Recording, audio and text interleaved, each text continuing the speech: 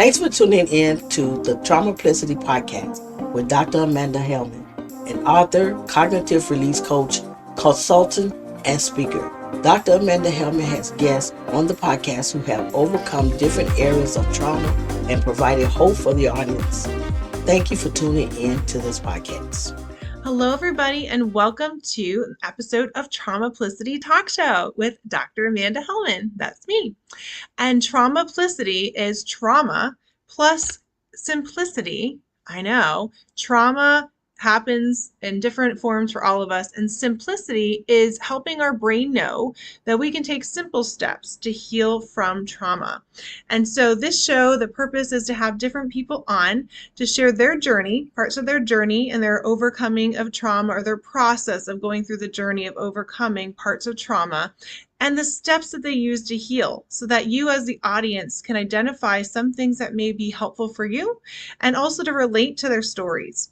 And so this is really the purpose of the show is for hope and for us to move ahead. So thank you all for being here.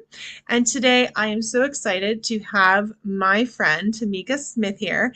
And Tameika is a coach and amazing person. We just actually met up a few months ago, and I just knew that she was amazing and going to be part of my life. And so I'm so honored to have you here, Tameika, and I'd love you to share more about what you do as a coach. Amanda, thank you so much for having me. This is so exciting.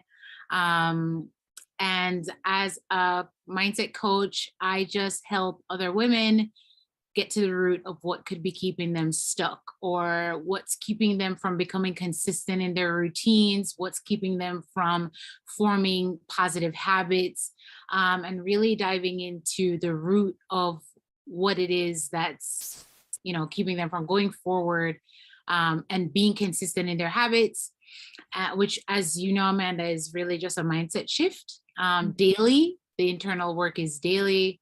And it is a choice to do so. And even though many people may choose to do so, they may find it hard to do so on their own. So I walk alongside people to take them from where they are to where they desire to be. Amazing. Thank you so much for sharing more about what you do, or who you are. That flows into what you do. And so we are here today, and I want to ask you to share part of your trauma story. Mm-hmm. Yeah. So go on and share with us. Wow. Well, it's funny, as I said to you before, like trauma, I joke about it all the time when I talk about, trauma happens at conception.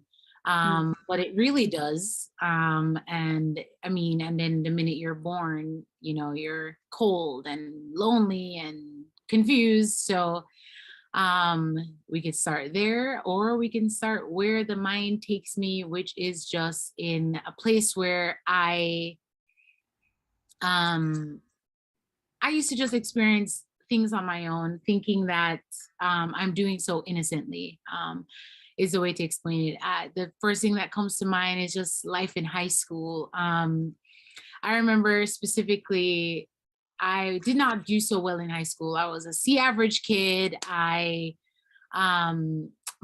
parents paid thousands and thousands of dollars for tutoring. I did not, nothing could keep my interest in school.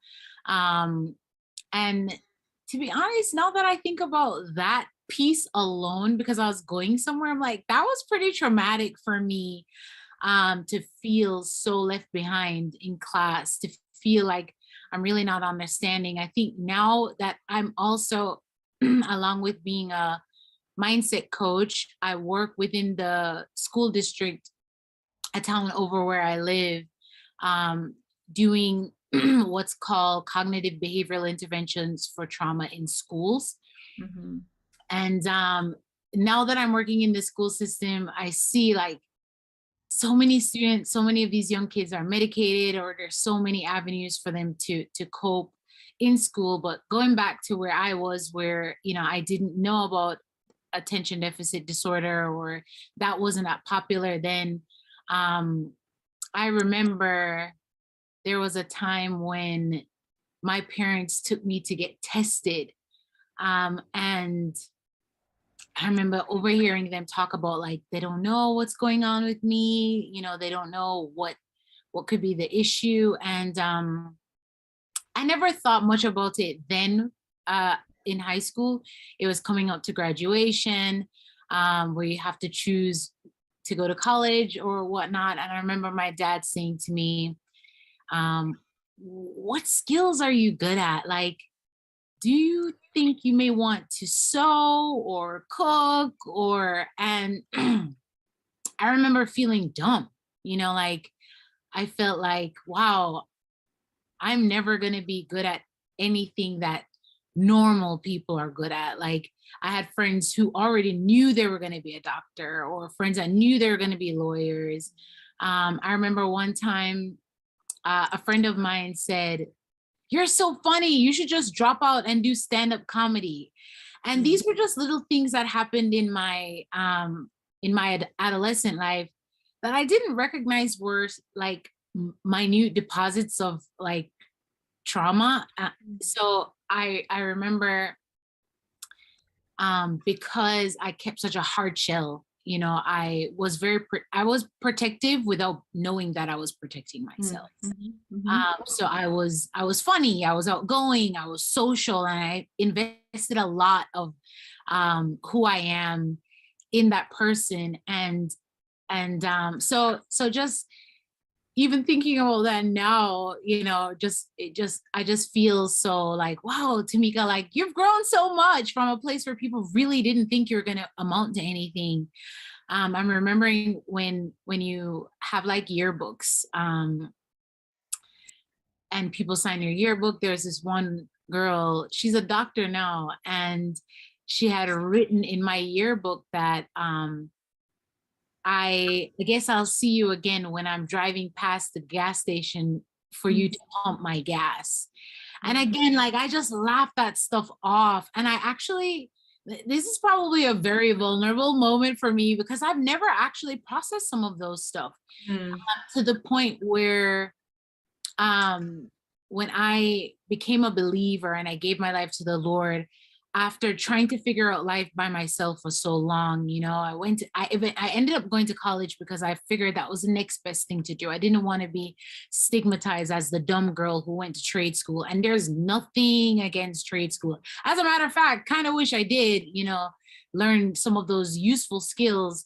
But I was like, I'm going to college. And it was by the grace of God that I got into college because my grades were terrible. And I went to the college my sister went to. She was a smart one. Everybody knew she loved to read. She was a little more introverted. And so I figured that was how you should be if you're going to be smart.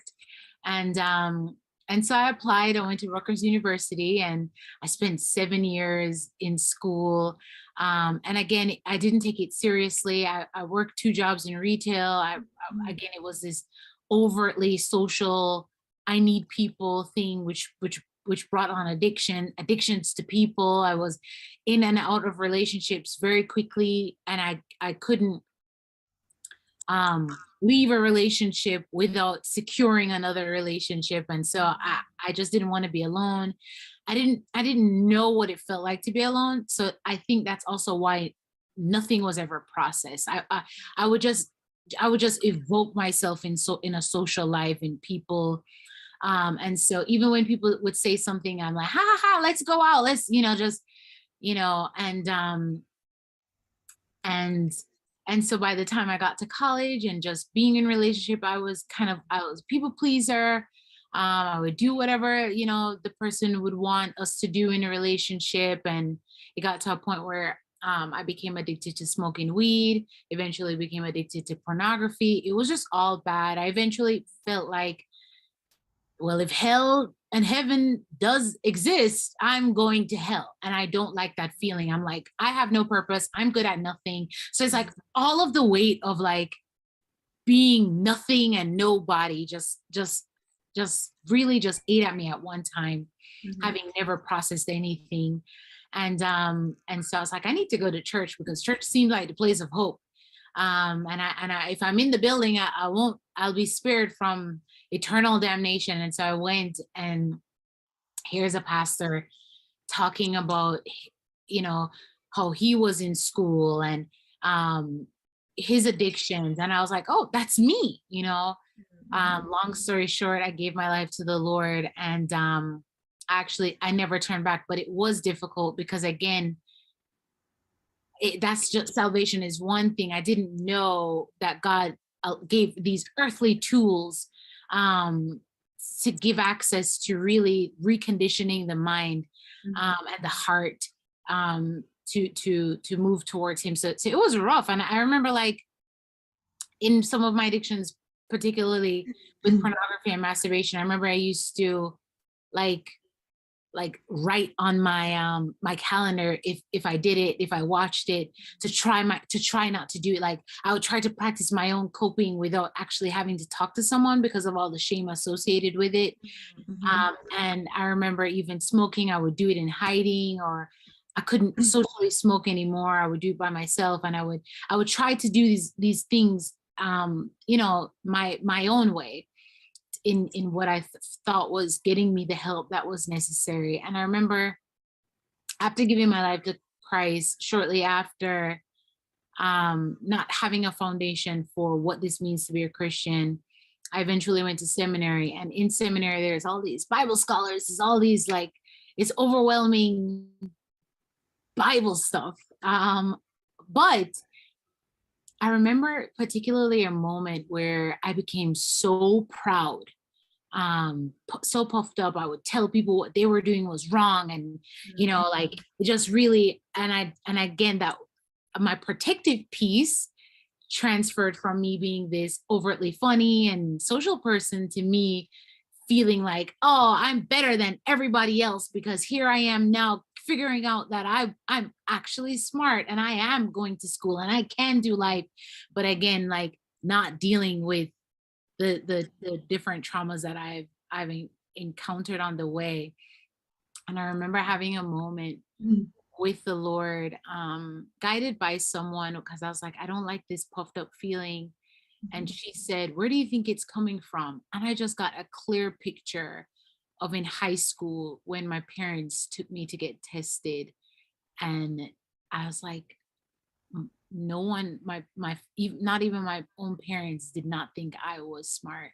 And so I got to a point, instead of dealing with what was the root of the issue, I kind of just capped it with performing and now overachieving, because now, 15 years later, I have to prove to the girl who wrote that I'm going to be pumping her gas that I could do something. I have to prove to the girl who said that just do stand-up comedy. And so now, it just, I just started bawling, and crying was not an emotion I embraced, because I've created for myself such a thick skin that I'm like, no one, crying is for weak people, and I'm just gonna, and actually, where that came from as well, sidebar, in my home, I had a brother who was verbally abusive, which is also a big piece to even a lot of the things that I entertained. I grew up in a blended household.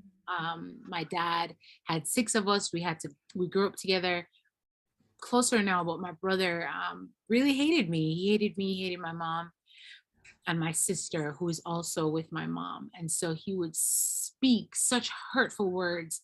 And so I kind of calloused myself in a way that I wouldn't allow words to hurt me. So doing that now in high school, when people said stuff, I'm like, ha ha, just like, so now I made sure that words didn't hurt me. And then now that I've been redeemed and saved, I didn't allow words to hurt me. But then on the flip side of that, when you don't deal with what's on the inside, you start bleeding out on people. So it was coming up, and here I am coming up on people like, you're not doing things right. I'm right, you're wrong. And it was just such a mess, Amanda. Yeah. But and I love, and I thank you for sharing your story. A lot of the story about what you're sharing is that when we're in pain, like when things happen when we're younger, and there could have been initial events, right? Like emotional abuse or different words that we hear, we start to believe other people share over us. And big ones that I heard for you was, I'm not good enough, or I have to perform so that I'm smart. And we all have different core beliefs. And then came the performance and achievement. Then came the covering up to say, and I love that you brought up that, because I think that humor is interesting, because people will laughter is fun. A lot of times we use laughter to self-protect. So there's a self-protection in humor, and then there's an actual genuine humor, which is a whole talk. Which, but I love that you shared that, because and self-protection is something we all do, whatever it is, whether it be self-protection, perfection, self-protection, achievement, self-protection, and trying to do everything, be everything. And to unravel that is each person's unique journey. And then comes the, like you said, that addictions, or the things that come that we try to numb the pain of feeling like that's our core belief, essentially. And so I love that you share that, even from like in high school, where people don't realize, even when we're younger, words matter. Yeah. And we can act like they don't, but they do. You remember them. Even now, like you were sharing about the gas station, and things that we don't realize come up, that we're healing internally, so that we can be free. And I love that you shared just your journey and how you came to know the Lord, and then you continued in this journey. And so even in this journey till now, I always say there's practical tools. There can be spiritual tools, there's practical tools, there's all kinds of tools. And for you, even as a coach, if people are on this journey, what are some, and really your journey, because they might be hearing something for theirs, but what were some things that you did that helped support you in shifting your mindset, or even shifting you through that pain into less of that addiction, or less of having to perform? Immediately journaling. Mm-hmm. I had to get my thoughts out. I had to get it out. I had to see it. I had to hear myself say it. Now I still journal, but I also record myself. And at the end of the day, I'll record myself to recap my day. And it's a practice that I picked up when I had a therapist once, and I wanted, as a therapist as well, I wanted to make sure that I was being unbiased even with myself. And so I didn't want to like, I don't know, I was thinking too much, number one. And so would say to my therapist, like, like, how about I just record my thoughts so you can hear, because by the time I come to therapy, I'm like, oh, I journal and it was good. So all she hear is what I did, but not so much the process. Mm-hmm. And her feedback was so insightful. And even when I heard myself record myself, I was like, okay, that makes sense. Okay, let me not keep this in. Let me not hide this even from me. Let me say it. Let me gross myself out by saying even the nastiest thought that comes to my mind, so that I can get it off of me and see where it's coming from. So it doesn't take me into a direction that I've been free from, or it doesn't take me into a direction that will hinder, my process and the progress that I've made. And then let me break through the shame by sharing this with someone who is safe. Mm-hmm. And so those are some of the things that I did, because there's something that I learned from a professor. I'll never let it go. He said, secrets breed shame. Yeah. And and you know it, even now as I am sharing more about my story, and even with the part about my brother, ironically my family, we're good now. We meet every month. But I remember sharing with my family, like, hey, as I grow in this space and become more vocal, there's parts of me that I'm going to share that involve you guys. Can we talk about this as a family? And everybody was like, no, let's just not, like, you talk about your pieces. I'm like, but my pieces include you, and I don't want you to have to hear it later on and, have a reaction to it. And so it helped me to kind of like, okay, let me write Tameika, because you want to be able to say it in a way where you're not still processing the anger, you're still processing the hatred, and then find someone who's safe. And to be honest, Amanda, we could talk about this one day, but I find so much safety in community and people who are people who know that they know that they know that they also want to be healed, and they Yeah. also want to be free. Mhm. As opposed, I've also learned to like be careful how I share, who I share with. Those things have been helpful for me, but without a shadow of a doubt, journaling has been my best coping. I've Mhm. never as a what do you call it, coming from these different pieces of trauma that are built into my story. Anxiety was never a thing for me, but I practice like deep breathing, um or square breathing every night, Mhm. and just being mindful, not necessarily the mindfulness practice itself, but some of the tools. I think everything is stolen from the Lord, but anyway, so Mhm. it's just some of those principles of just being mindful of my breaths, my thoughts, my behaviors, my attitudes. I mean, really help. It really helped keep me in a place of peace after moving from Mhm. believing some of those lies. Yeah. So those are powerful. So I appreciate your explanation of some of these tools with the journaling. And journaling, again, sometimes people think, oh, I just said write, but you had like specific purposes where you were like, okay, I'm reflecting, and even as a tool to be like, where am I thinking? And even having someone who is like, okay, this is, can you see some of these roots? And also that you recorded that. So some of you who are not believing right now, which you are, we are all writers, but if you didn't get the memo, having a voice memo would be good to just record yourself and hear how are you processing. And sometimes even those voice recorders can actually type for you. So there's many different tools today, but I love that, Tameika. And I also love, again, this can look differently depending on your family dynamic. It really is. For Tameika, at first your family is like, we're not going to talk about some of this, but you were explaining that. And sometimes that may be a healthy tool if a family does want to do that. And sometimes everybody isn't, like you mentioned, shame, or people are in such a dysfunction where they don't recognize that it's dysfunction. Yeah. And so sometimes with that, that's a great tool that you said. I love that. But sometimes accepting that some families aren't there yet, not that there's not hope. So I love that, Tameika, you did talk about that and you addressed and said, hey, this is something important to me. I'm going to be sharing on it. And again, that's all we can do, right? All we can do is share that. So I love that you did that. But in the audience, sometimes it can do that, and sometimes it may take some time, but there's always hope. And I also love that, again, like as you were reflecting, you shared, I know you talked about your faith, that's a huge part of this. You talked about the journaling and the recording and just really being able to get feedback as you move forward. And so I think even for people who are watching or listening, there's some really simple tools that you used to really help just get it out. And I think that's one of the biggest things. And having trusted people. Like you mentioned, you didn't share it with everybody. That's one of the final things that, yes, there are some people, and sometimes even as we heal, we're called to tell many people, and many people won't understand.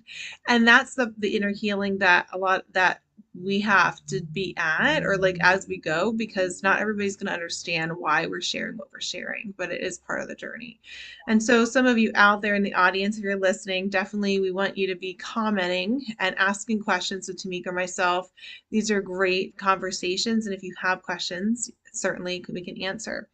And then finally, Tameika, as we're coming to the end of this amazing talk, just hearing your story and your strategies and things that are on your heart for the audience of people who may have been where you were when you were younger, maybe even at the root of what happened when young Tameika heard those words spoken over her, or people who are in the middle part where they're just like, whatever, just going to keep going, where there's sort of numbness of the pain. What are some words of encouragement that you might offer to people that are on the journey? I mean, always just keep moving forward. I know that sometimes, for me, one of the hardest things was when I was trying to do better. If I slipped up or if I missed a few days, I'd be like, oh, like this is not worth it. It's not. This is not easy. And at this point, I'm like, okay, I missed a few days. Let's just get right back on it. There's a book I also wanted to recommend. It's called Soul Care. It's 7 transformational principles for a healthy soul. And so I would recommend even like doing internal work in pieces. Again, my same professor, he was a mentor for me, and I remember he said, um, when check your tanks, your emotional tank, your physical tank, your spiritual tank. If they're low, figure out what's wrong. And so just encourage you to not stay in a low place, because that really isn't okay. But give yourself permission to feel all the things. Just like, I shared, like, not wanting to cry and hardening my own heart. Feel it, and acknowledge it, and move forward, not necessarily move on. Mm-hmm.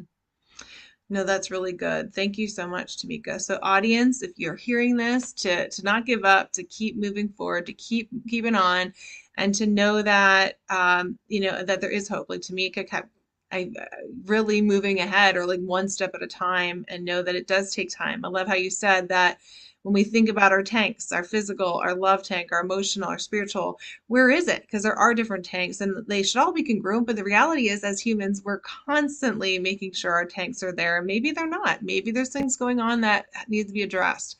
And I love that little assessment, checking in with yourself. And we know ourselves the most. Like, where are we really tired, or, what's going on? So I love those little check-ins. And the soul care sounds amazing. I'm all about the soul stuff. Love that. And so certainly those of you who are listening, we hopefully you can take a lot away. I took a lot away just listening to your story, Tameika, and I honor you. And thank you, Tameika Smith, for sharing and talking about who you are and where you are now. So if you are just tuning in, hopefully you get to watch the whole show go back. This is Traumaplicity Talk Show. It is held every Wednesday at 7 p.m. Eastern Standard Time on the Amanda Helman author and speaker page on Facebook. And it will be coming, if you're listening probably later, it'll be on podcasts and YouTube. And certainly you can listen to it again because there's so many nuggets. So thank you all. I love you. You matter. You're amazing. And continue to move ahead. Thanks, everybody. Take care. Thank you, Tameika. Thank you. The Traumaplicity podcast is sponsored by Cognitive Release Coaching TM by Dr. Amanda Helman, who empowers people to release the busy brain and gain back time, energy, and productivity that leads to well-being. Contact Dr. Amanda Helman by checking out one of the links to this show. Subscribe and share the Traumaplicity podcast with people that can benefit.